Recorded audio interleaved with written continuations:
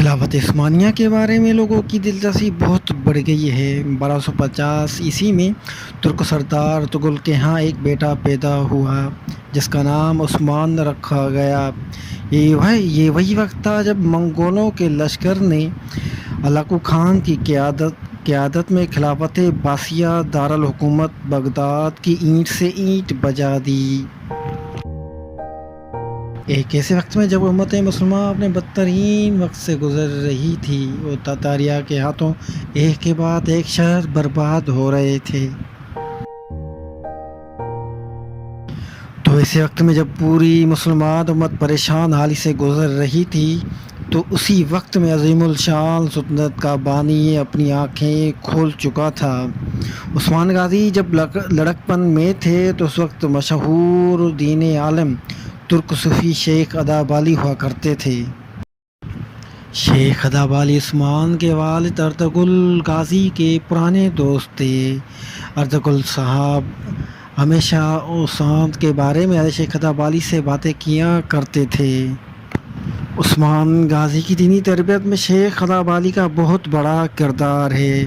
عثمان غازی کئی بار شیخ ادابالی کے مہمان بنے۔ ایک مرتبہ عثمان غازی نے شیخ ادابالی کی بیٹی کو دیکھ لیا اور دیکھتے ہی اپنے لیے منتخب کر لیا اور شیخ ادابالی کو شادی کا پیغام بھیج دیا۔ کیونکہ شیخ ادابالی درویشانہ زندگی پسند فرماتے تھے تو شیخ نے عثمان غازی کو انکار کر دیا۔ ایک رات عثمان غازی شیخ ادابالی کی درگاہ میں سوئے ہوئے تھے تو انہوں نے ایک خواب دیکھا۔ خواب میں دیکھا کہ سفید چاند شیخ ادابالی سے نکل کر ان کے سینے میں پیوست ہو گیا۔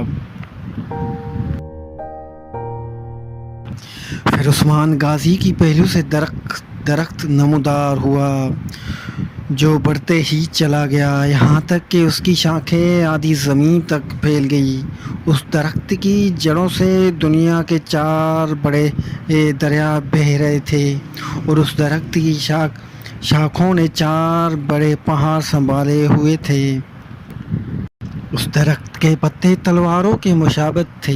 اچانک ایک تیز ہوا چلی اور درخت کے پتے برائے اعظم کی طرف مڑ گئے۔ وہ برائے اعظم ایک انگوٹھی کی طرح دکھائی دیتا تھا۔ عثمان غازی اس انگوٹھی کو پہننا ہی چاہتے تھے کہ اچانک ان کی آنکھ کھل گئی۔ عثمان غازی نے یہ خواب شیخ ادابالی کو بیان کیا۔ یہ خواب سنتے ہی شیخ ادابالی نے فوراً اپنی بیٹی کا ہاتھ عثمان غازی کے ہاتھ میں دے دیا۔ عثمان غازی اول اپنے والد ارطغرل غازی کی وفات کے بعد 27 دسمبر 1299 میں اپنی ریاست کے حکمران بن گئے۔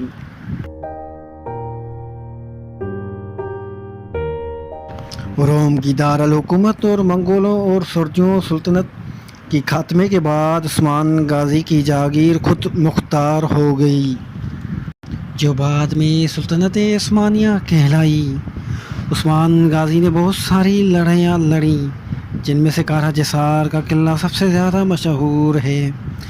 سلطان عثمان غازی کی وفات کے متعلق مختلف روایات ہیں۔